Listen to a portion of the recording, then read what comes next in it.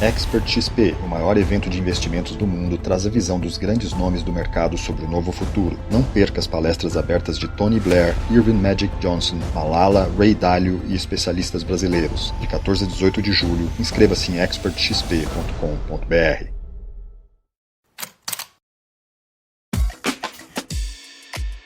Aniversários, formaturas, todos os eventos, para os quais você se planejava ou chegou a se planejar, foram cancelados, não é mesmo? Já parou para pensar na chateação de quem contratou? Desmarcar, reagendar? E para a empresa contratada, então? Viagens e eventos cancelados, desconto na mensalidade escolar, contas de casa atrasadas, cobertura dos planos de saúde. As dores de cabeça para consumidores e empresários durante a pandemia de coronavírus são inúmeras e as dúvidas também. No caso dos planos de saúde, por exemplo, a Agência Nacional de Saúde Suplementar fez um acordo com as operadoras para que clientes inadimplentes possam renegociar suas dívidas sem perder a cobertura e determinou que os planos arquem com os testes para detectar a Covid-19, mas os pacientes reclamam. Eu liguei para o plano logo quando eu cheguei aqui em casa, no dia 11. Ele disse que a demanda estava muito grande e que ia ficar muitos dias esperando, enquanto tinha outras pessoas precisando e que de fato estavam positivadas. Então eu não entendi como é que ele poderia saber se eu estava ou não, se não fez nada. Então eu resolvi não brigar e aí eu paguei o meu exame para fazer, porque eu sei que eu tinha certeza que eu estava, e aí veio positivo. As reclamações relacionadas a testes para a detecção da Covid-19 mais do que dobraram na última semana, segundo os dados da ANS. E nos serviços de proteção ao consumidor, as queixas também se acumulam. No caso de eventos culturais e serviços de turismo, o governo publicou uma medida provisória estabelecendo critérios para reembolso. O responsável pelo evento ou serviço cancelado deve garantir a remarcação ou criar um crédito para o cliente fazer compras lá no futuro. Essas medidas devem ser tomadas em até 1 ano após o fim da pandemia. Se o cliente optar pelo reembolso do que já pagou, também vai ter um prazo de até 1 ano para a devolução do dinheiro corrigido pela inflação. Ainda assim, muitas vezes as partes não chegam a um acordo. No caso das contas atrasadas, os cortes de serviços essenciais, como luz e gás, têm sido proibidos pelos governos estaduais, mas isso varia de estado para estado, assim como as regras para desconto nas mensalidades escolares. Olha só, o PROCON determinou que as escolas particulares do estado deem um desconto na mensalidade dos alunos de todos os seus 2.300.000 estudantes, a rede toda aí particular. Esse percentual varia de acordo com a capacidade de cada escola. Quais são as maiores queixas dos consumidores durante a pandemia? Como buscar auxílio em tempos de isolamento? Que regras estão valendo em casos de inadimplência? Para os planos de saúde, quais são as obrigações das operadoras no caso de pacientes com Covid ou suspeita da doença? Esses são os temas do Ao Ponto desta quinta-feira. Eu sou o Roberto Maltic e estou com a Carolina Moran, os dois em home office. E nesse episódio, a gente conversa com a editora assistente de economia, Luciana Casemiro, responsável pela seção Defesa do Consumidor, e com a coordenadora do Programa de Saúde, do IDEC, o Instituto Brasileiro de Defesa do Consumidor, Ana Carolina Navarrete. Fique com a gente.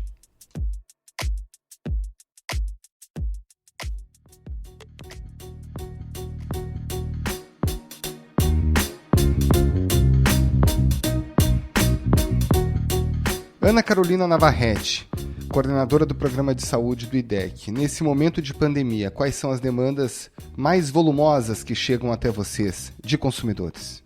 Bom, a gente trabalha dentro do IDEC tanto com produtos quanto com serviços de saúde, E os serviços de saúde a gente recebe reclamações tanto do SUS quanto no sistema privado. Se a gente considerar o panorama geral, a gente vem percebendo que uma demanda muito grande, tanto no sistema público quanto no mercado, tem sido acesso a testes.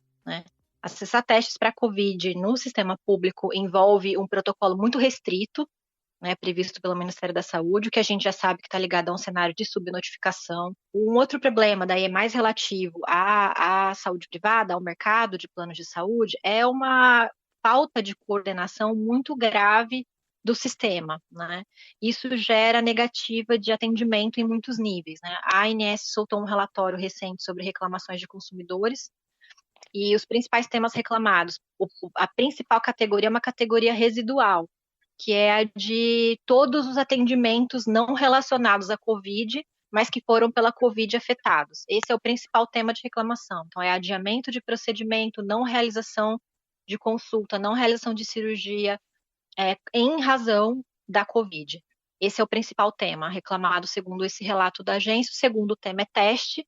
E o terceiro tema são o que eles chamam de demandas não assistenciais, que é basicamente problemas com pagamento, acesso à informação, negativa de renegociação de mensalidade, de plano de saúde, que é um problema que a gente sabe que vai cada vez se agravar mais, porque a gente está vendo o aumento do desemprego. Pela primeira vez, menos da metade da população em idade ativa estava trabalhando entre os meses de março e maio deste ano. Isso por causa da pandemia. O mercado de planos de saúde é extremamente ligado, né, a emprego e renda. Vai ter gente que não vai conseguir manter o plano de saúde, vai tentar renegociar e não vai conseguir. Falando especificamente sobre a questão dos testes, os planos de saúde agora têm que cobrir tanto o teste PCR quanto o teste sorológico, mas muitos pacientes têm relatado dificuldades nessa liberação. O que o consumidor pode fazer num caso como esse? Ele quer fazer o teste para Covid, tem indicação e não consegue liberação do plano. Bom, o que o consumidor pode fazer é primeiro registrar e solicitar por escrito essa recusa. No entendimento do IDEC, independente ou não do exame estar previsto na lista de cobertura obrigatória, ele tem que ser coberto. Por quê? Porque a gente sabe que essa lista obrigatória, ela é exemplificativa, ela nunca consegue acompanhar o desenvolvimento da tecnologia. E agora, com a Covid, esse desenvolvimento está cada vez mais rápido. E o rol, essa lista obrigatória de procedimento, é atualizada a cada 2 anos. Não dá para ficar esperando a agência ficar fazendo inclusões e inclusões do exame A, depois do exame B, depois do exame C. Né? O ideal mesmo é que a gente não se prenda a essa previsão na lista e que a operadora seja obrigada, e ela é obrigada, a cobrir, estando previsto ou não no rol. Mas, assim, são diversos argumentos que fazem a operadora negar o acesso a teste. Um deles é o fato dele não estar previsto no rol. Outro também tem a ver com a demora ou a colocação de empecilhos para a realização do exame. É o caso clássico do PCR, né? O PCR ele tem um tempo ideal para ser realizado, ele tem que ser realizado a partir do 4º dia de sintoma, mas até no máximo, mais tardar o 8º dia de sintoma. Depois disso, ele não é tão acurado. Só que como prazo para a operadora autorizar a realização do exame pode chegar até 3 dias úteis, e elas estão usando o prazo máximo, estão demorando sim, as pessoas perdem o tempo ótimo para a realização do PCR e acabam ou fazendo um exame que não é tão acurado, ou não fazendo o exame, daí tendo que fazer uma nova consulta médica, solicitar um sorológico. Agora, e com relação a essas negociações entre os usuários dos planos de saúde e as operadoras? Esse pessoal que está perdendo renda, o que ele deve fazer? Bom, o ideal mesmo seria que a agência tivesse barganhado com o mercado uma conciliação, um consenso de tolerância com inadimplentes. Não foi isso que aconteceu. A agência, ela soltou uma medida bem no começo da pandemia, em que as operadoras elas poderiam mexer em uma reserva específica, e em troca de mexer nessa reserva financeira específica, elas teriam que ser mais tolerantes com consumidores na sua inadimplência, né? Dá para dizer que de 700 operadoras, só 9 toparam esse tipo de coisa. Todas as outras usaram o argumento de que isso daria uma autorização sem precedente para o não pagamento e que os consumidores não fariam os pagamentos e o mercado entraria em colapso. Nada mais distante da realidade. Esse argumento, além de falacioso, ele beira a mentira. Que a gente sabe que os consumidores eles resistem ao máximo. É o último item da lista a ser cortado. Você corta tudo antes de cortar a demanda de saúde, né? E como não houve uma iniciativa por parte da agência para se endereçar isso, a gente não tem uma regulação que obrigue as empresas a fazerem a renegociação, né? O que a gente tem são casos e casos, e a cada caso tem experiências exitosas, mas também tem experiências que fracassam, né? E o consumidor fica muito refém do que a operadora quer fazer, né? E isso também descoordena o mercado como um todo, porque você não tem uma diretriz, um norte, né? Para onde, que dê clareza para o consumidor sobre que eu posso pedir essa renegociação nesses termos. essa medida de garantia do serviço, mesmo que a parcela do plano de saúde esteja atrasada, ocorre graças a um termo de compromisso que foi assinado entre as empresas dos planos de saúde e a ANS, a Agência Nacional de Saúde Suplementar. Mas então é só uma recomendação da ANS para que haja essa renegociação? Quer dizer, o consumidor que ficar inadimplente fica realmente desprotegido, dependendo do plano? Fica totalmente desprotegido, dependendo do plano. Na verdade, não existe norma vinculante que obrigue as operadoras a renegociarem. Então, é da vontade da operadora e o consumidor fica refém. O que pode acontecer é, alguns projetos de lei estão tramitando atualmente, creio que um foi aprovado no Senado e passou para a Câmara, que dá um pouquinho mais de proteção para o consumidor, né? É o caso do 1542, do PL 1542, que primeiro posterga os reajustes de planos de saúde por 120 dias, né? E depois também abre margem para renegociação. Essa é uma medida que a gente considera muito importante, né? Seria essencial que no meio da pandemia os planos de saúde não aumentassem as suas mensalidades. Não é o que a gente vê ocorrer, né? Eles estão aumentando e estão aumentando muito. Embora seja importante reconhecer que eles fizeram uma grande economia com a Covid, né? Os consumidores conscientemente pararam de acionar tanto o plano para demandas não relacionadas à Covid ou demandas não urgentes. E isso gerou uma economia de caixa muito grande para os operadores.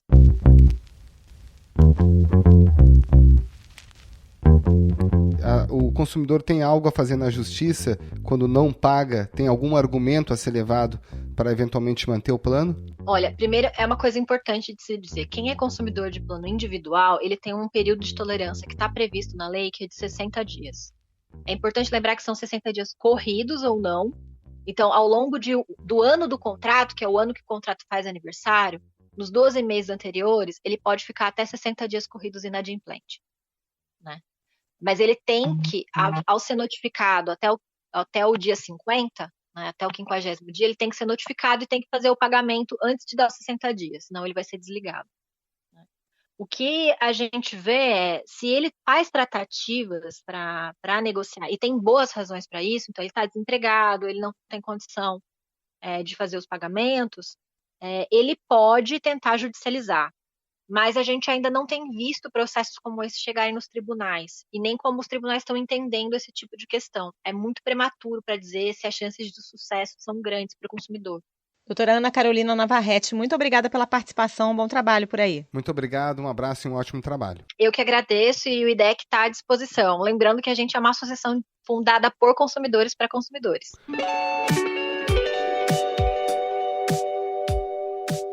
Luciana Casimiro, além da questão da saúde, que outros problemas, que outras dúvidas estão atormentando os consumidores durante essa pandemia? Carol, questões não faltam, sabe? A pandemia pegou em cheio os consumidores. Além da saúde, a gente tem questões relacionadas a turismo, entretenimento, as mensalidades escolares, a entregas de correio que têm sido muito abaladas. Mas só para a gente concluir a questão da saúde, eu queria lembrar que mesmo após a inclusão do teste sorológico, né, para a detecção do Covid no rol de procedimentos da ANS, houve um aumento significativo na última semana de reclamações. Segundo os números da ANS, de 22 a 28, o número de queixas relacionadas a testes de Covid, a gente não sabe se é só sorologia, podem ser outros, foram 226.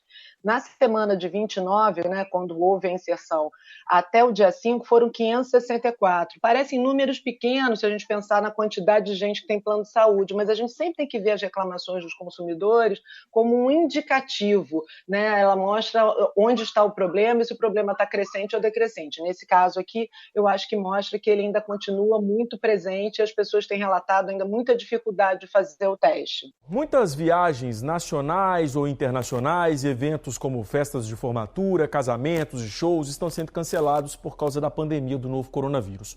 Uma medida provisória publicada pelo governo federal dispensou a necessidade de reembolso imediato de valores pagos pelos consumidores. Agora, indo no aspecto do turismo e do entretenimento, né? A gente teve os shows, os eventos, as viagens programadas, os hotéis. O que tem chegado de reclamação e qual é o melhor comportamento a adotar diante desse cenário? Olha, é um cenário muito complexo mesmo, né, Maltic? A gente sabe que o turismo e a área de entretenimento foram os primeiros a ser afetados pela pandemia e provavelmente vão ser os últimos a se restabelecerem. No meio dessa conjuntura toda, o governo federal fez uma série de acordos de TACs com as empresas, mudando um pouco as regras do que é previsto no Código de Defesa do Consumidor. Isso tem criado uma série de polêmicas. Te explico por quê. O que foi previsto, o que eles pensaram quando mudaram as regras? E não quebrar as empresas, né? Então, se todo mundo pedisse cancelamento e quisesse seu reembolso, realmente poderia haver uma quebradeira. Por outro lado, as empresas têm muito mais fontes de auxílio, de financiamento e muito mais estrutura do que o consumidor em si. Então, nesses acordos, o que ficou acertado é que pode levar 1 ano para quem, de fato, quiser cancelar a sua viagem, quiser o reembolso. Foram abertas possibilidades de trocas, de remarcações sem custo, mas se a gente pensar que no meio dessa pandemia milhões de brasileiros deixaram de ter renda, para muitos não dá para pensar em remarcação, o importante seria ter esse dinheiro agora. Então, a controvérsia é nesse aspecto do reembolso, que pode levar até 12 meses, sendo desde os pacotes turísticos até a questão de um show, de uma peça que você tenha comprado, se você resolver de fato cancelar, que para remarcação e tudo tem uma série de alternativas que estão sendo dadas, mas eu acho que esse é um ponto sensível e alguns especialistas consideram que houve uma espécie de confisco nesse caso, dos recursos do consumidor, não consideram que foi a melhor alternativa. Quem é a favor diz que se olhou de um lado direitos versus equilíbrio de mercado. Então é um ponto bastante controverso. Quem pode não cancelar, a orientação é que remarque. Agora, quem precisa de fato cancelar e o recurso de volta está tendo dificuldade de receber isso num prazo curto, sabe? Isso tem sido bastante complicado. E é 1 ano a contar a partir do fim da pandemia, né? Não é 1 ano depois da data da viagem. Exatamente, e o decreto fala em 31 de dezembro de 2020. Pois é. E aí, quem está precisando desse dinheiro faz o quê? Tem que ir para a justiça? Qual é a alternativa? A primeira alternativa é tentar negociar com a empresa, né? Há muitas empresas que estão conseguindo restituir de forma mais rápida, né? Então, a negociação, embora o decreto dê essa possibilidade de até 12 meses, a negociação é sempre a melhor alternativa.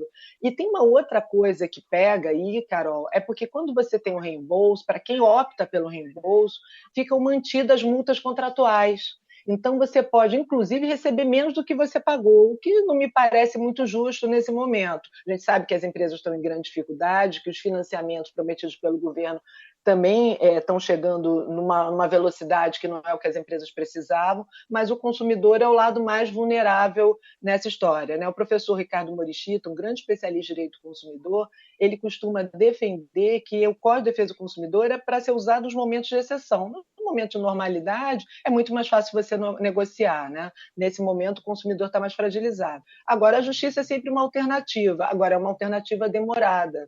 Né, talvez não seja melhor tentar negociar e realmente nesse momento não está muito favorável para os consumidores, não. Com distanciamento social, os serviços de entregas aumentaram. É alimentação, medicamentos, mas e quando a entrega atrasa? Com relação às entregas, né, desde o início de março a gente teve uma explosão do serviço de delivery e também das transações pela internet. Quais são os problemas mais corriqueiros e como o consumidor pode se proteger? Maltic, em relação à entrega, a gente tem um boom de reclamações, né? Até porque muita gente que não estava acostumada a comprar à distância está fazendo isso, por exemplo, em compras de mercado, né? Quase todos nós hoje, inclusive os mais idosos, estão optando por essa compra à distância, o que foi uma imensa confusão, porque, por exemplo, os supermercados não estavam acostumados com essa demanda. Então, você tinha casos de espera de 30 dias, o que é uma loucura você pensar que você está comprando pão, queijo e leite, vai levar 30 dias para ser entregue na sua casa. Além disso, além da demora, o que estava havendo muito era a inclusão de produtos não pedidos ou trocas por produtos em preços que não equivalem àquele que você pagou. Ou seja, isso não pode, tá? Não pode haver troca nenhuma de produtos sem a sua anuência. Em alguns casos, tem sites que perguntam se pode trocar e qual a diferença percentual de preço que você está de acordo a pagar caso não tenha o produto que você escolheu. Mas isso não pode ser feito ao bel prazer das empresas e assim como o não cumprimento de prazo, seja do supermercado, seja do varejo, você pode cancelar e pedir o reembolso total, inclusive das taxas pagas, tá? Porque isso é descumprimento de contrato. Isso tem havido muito também. A gente hoje até publicou uma matéria falando sobre os Correios, sobre encomendas enviadas para o exterior e recebidas do exterior. A pandemia também causou um nó aí no sistema de Correio, não só do Brasil, mas do mundo. Os Correios, inclusive, alegam que tem mais de 170 países em que as postagens são com limitações por conta da pandemia. Então, que não podem garantir prazo de entrega. Isso é muito complicado, porque em algumas compras, a gente até deu uma carta sobre isso, acho que foi na semana passada, o consumidor tem um limite de prazo, por exemplo, para cancelar, para receber reembolso quando ele compra do exterior. E como a mensagem, a informação do correio custa muito chegar a ele, às vezes ele perde esse prazo. Então, é como se ele tivesse sido um assalto. Ele fica sem a mercadoria, sem o dinheiro. Então, isso é um problema muito sério e os PROCONs estão entrando forte nisso. Os Correios têm dito que estão trabalhando, melhorando a quantidade de equipe, porque também o Correio passa por uma estruturação muito grande com essa ideia de privatizar e tudo. Então, a empresa já vinha numa queda da qualidade do serviço, um aumento de reclamações. Então, a pandemia agravou isso demais. Agora, o que o consumidor precisa saber? Sobre o direito de arrependimento, que eu acho que é uma informação importante em tempo que você está comprando à distância. O Código de Defesa do Consumidor garante qualquer compra à distância, seja pela internet, por telefone, catálogo, hoje a gente tem os WhatsApps da vida, você tem direito a cancelar com até 7 dias úteis após a entrega. Isso só não se aplica em questão de alimentos, tá? Em produtos perecíveis.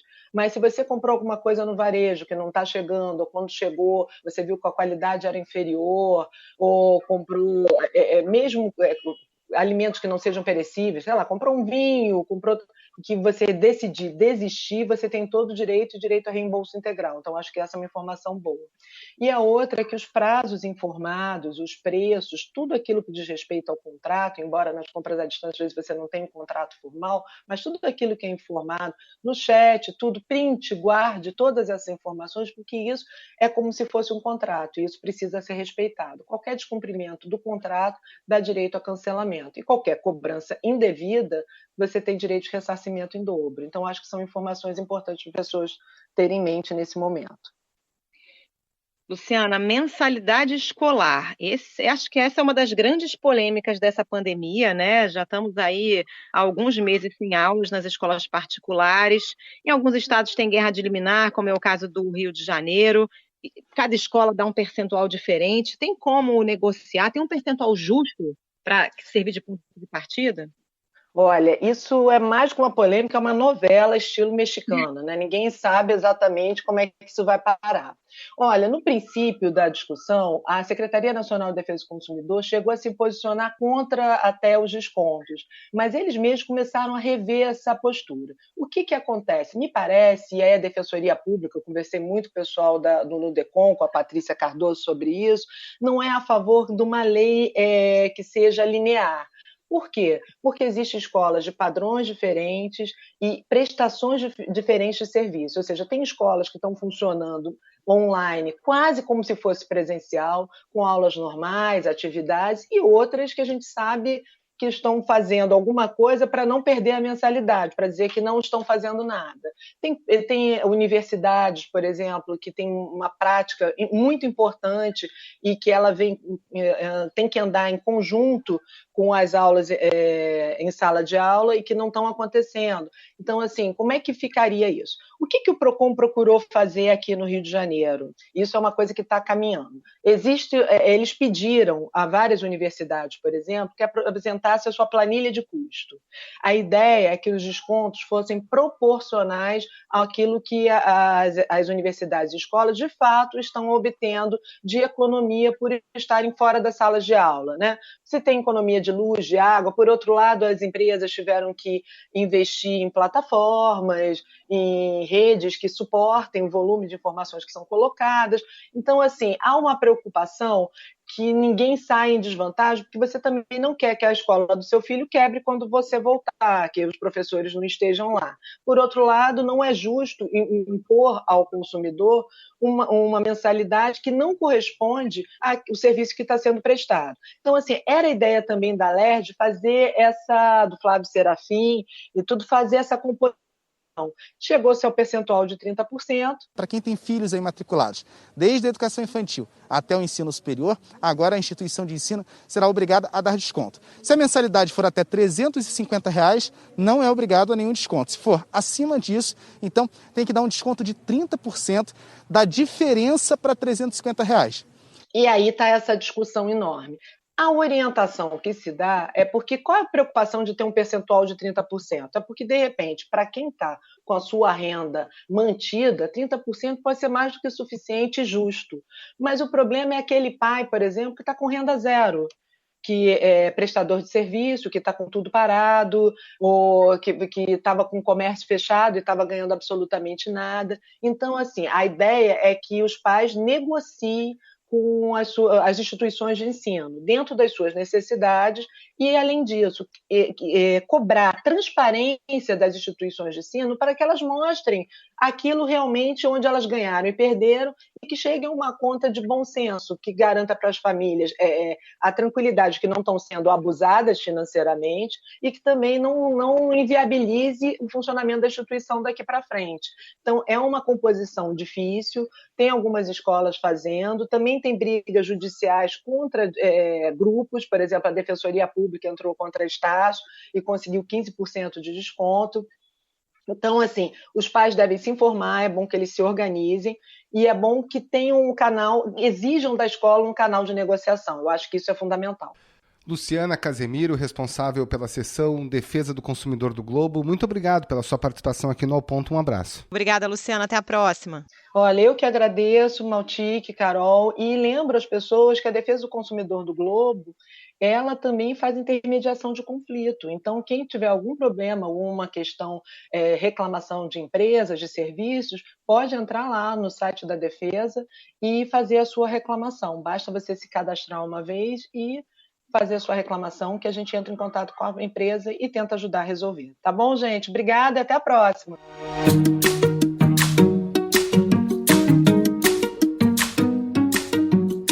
Esse foi o Ao Ponto de hoje, o podcast diário da redação do Globo. Nessa conversa a gente conta com a participação de toda a equipe do jornal, as mesmas pessoas que levam até você informação e análise de qualidade todos os dias. Quer saber mais? Assine o Globo. Acesse assineoglobo.com.br e confira todas as notícias e reportagens especiais.